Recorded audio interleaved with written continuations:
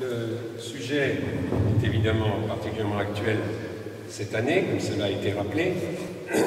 Et puis tout récemment, il y a deux documents d'Église qui attirent notre attention sur le sujet. Vous avez eu le discours de Benoît XVI au Bundestag il y a juste quelques semaines, où il a parlé notamment du rôle du politicien, de l'homme politique et de ce que doit être un État de droit.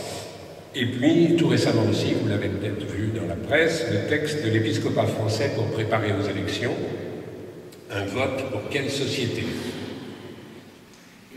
Donc, je pense qu'en plus, si vous êtes là, c'est que vous pensez que le sujet vaut la peine. Et pourtant, je constate que chez beaucoup de chrétiens, la politique n'a pas bonne réputation. D'abord parce que c'est quelque chose qui divise, alors que Dieu veut l'unité, la concorde. Et puis la politique, ça concerne le pouvoir. Or, l'Évangile nous met en garde contre le pouvoir. C'est même une des 3 tentations de Jésus au début de son ministère.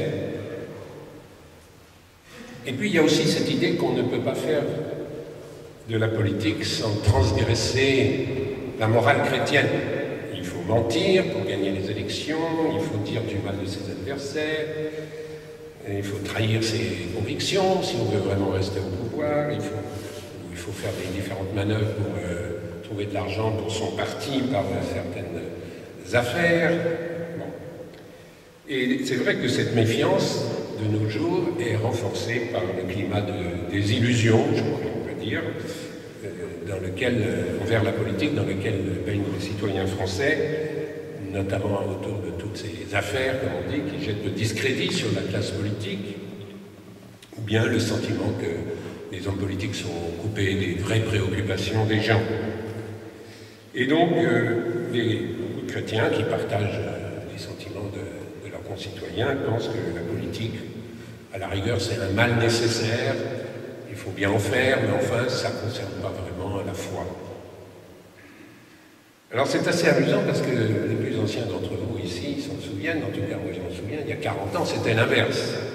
Dans l'Église, la mode c'était d'affirmer tout est politique. Alors que maintenant, bien c'est pour différentes raisons qui ont été notées, analysées par les observateurs, c'est le mouvement général de repli sur la sphère privée, c'est l'individualisme qui est d'ailleurs dénoncé dans le texte de l'épiscopat français dont je parlais. Et je vois d'ailleurs cela chez les jeunes chrétiens que je rencontre donc, dans le cadre de l'association La politique, une bonne nouvelle. Vous voyez qu'on a pris un nom plutôt positif pour le titre de l'association. Eh bien, c'est vrai que je remarque que cette méfiance est assez largement partagée. Et c'est justement le but de l'association que de redonner aux jeunes chrétiens le goût de la politique et la conviction que c'est possible de servir son prochain à travers la politique. Mais enfin, il faut ramer contre un certain nombre des tendances que je viens d'évoquer. Alors, une autre source de malaise, c'est on veut bien que l'Église dise des choses très générales, des grands principes, qu'elle appelle à voter, notamment, là je crois qu'il y a un consensus, comme elle le fait avant chaque élection importante d'ailleurs. Mais dès qu'elle commence à prendre position sur un certain nombre de sujets, alors là, il y a beaucoup de gens qui trouvent qu'elle sort de sa compétence.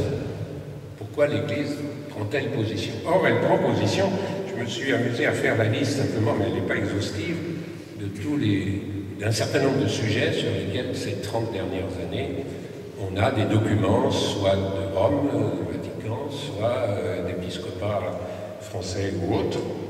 Donc elle a parlé des questions de développement, rapport Nord-Sud, de la dette, l'appel à l'annulation ou à la réduction de la dette des pays les plus pauvres, du chômage, du racisme, de la famille, c'était le grand thème jusqu'à tout récemment pour l'Église de France, des questions autour de la bioéthique, de la démographie, de l'environnement, avec l'invitation à changer nos modes de vie, là encore, une des dominantes du texte qui vient de sortir, de la dissuasion nucléaire dans les années 80, de l'avortement, du devoir d'ingérence autour des conflits Kosovo ou de Bosnie dans les années 90.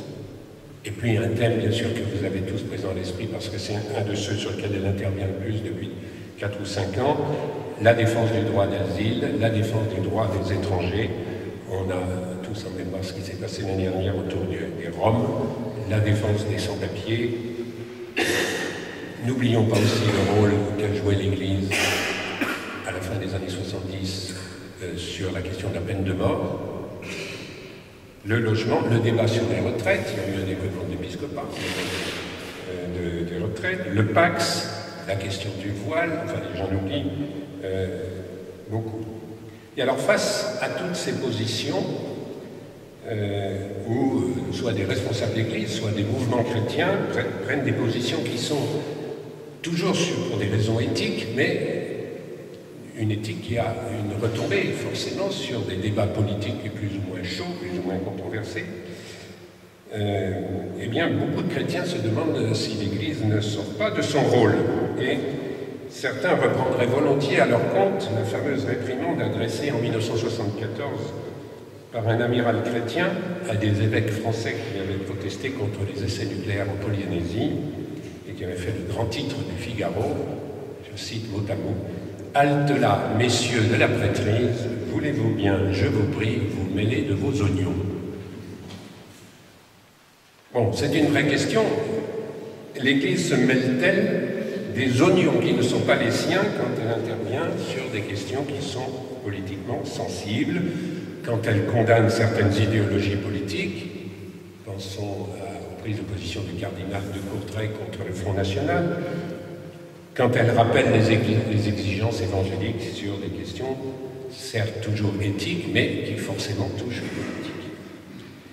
Eh bien voilà la première question, et la réponse, je vous la donne tout de suite. Vous allez ouvrir un document qui date de 1965, mais qui n'a rien perdu de son actualité, et qui est Gaudium et Spes, le grand document de réflexion du Concile Vatican II sur les rapports entre l'Église et le monde, et qui répond très précisément, je cite, « L'Église doit pouvoir porter un jugement moral, même en des matières qui touchent le domaine politique, quand les droits fondamentaux de la personne ou le salut des âmes l'exigent. »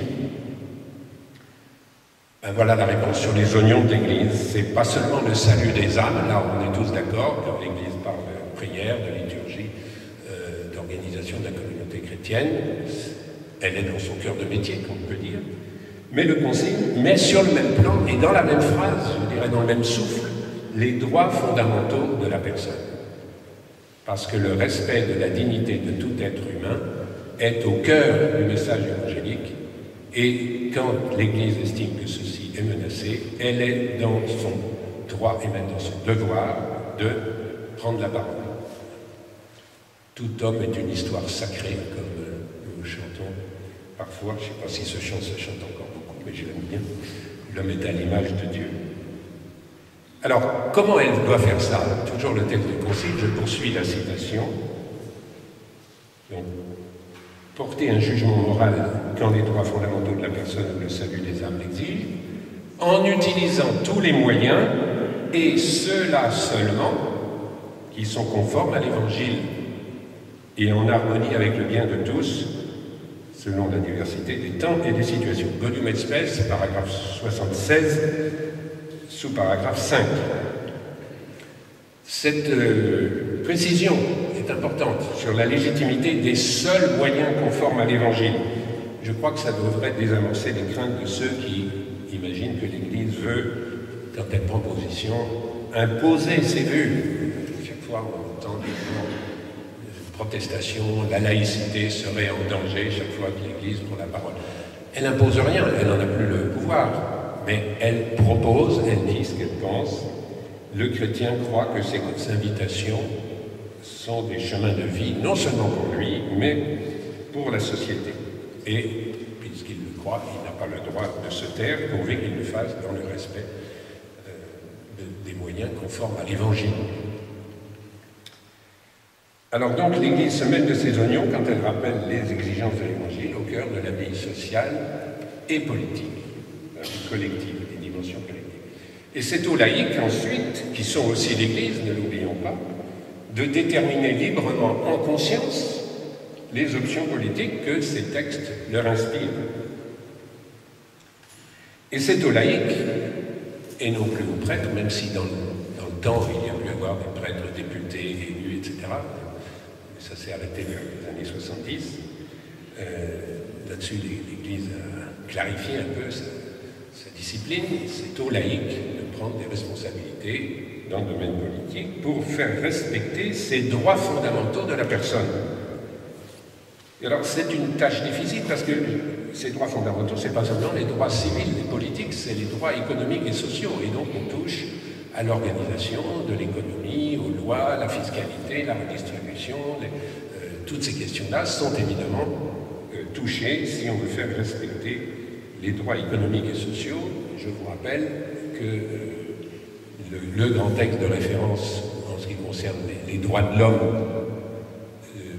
pour l'Église, c'est l'encyclique de Jean XXIII Pacem in Terris de 1963, au paragraphe 11 à 27, et vous avez la liste qui, à peu de choses près d'ailleurs, et dans un ordre différent, reprend les droits de l'homme de la Déclaration universelle de 1948.